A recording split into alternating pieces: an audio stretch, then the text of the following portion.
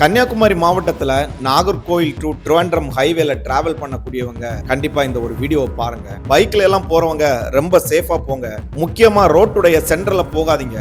ஒவ்வொரு குண்டும் நமக்காக வெட்டி வச்சது மாதிரியே இருக்கு. புரிஞ்சிருக்கும்னு நினைக்கிறேன். அந்த அளவுக்கு ஆழமா இருக்கு.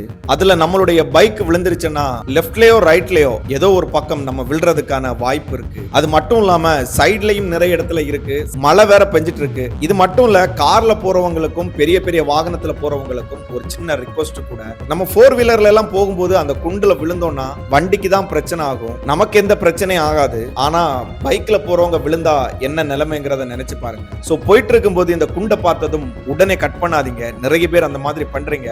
பேக்ல வந்துட்டு இருக்கக்கூடியவங்க இதனால பாதிக்கப்படுவாங்க. இந்த சுங்காங்கடை, வில்லுக்குறி, தக்கலை இந்த பக்கம்லாம் ரொம்ப அதிகமான குண்டுகள் இருக்கு. ஸோ ரொம்ப கவனமா போங்க. அந்த வழியா டிராவல் பண்ணக்கூடியவங்களுக்கும் இந்த ஒரு வீடியோவை ஷேர் பண்ணுங்க. தேங்க்யூ.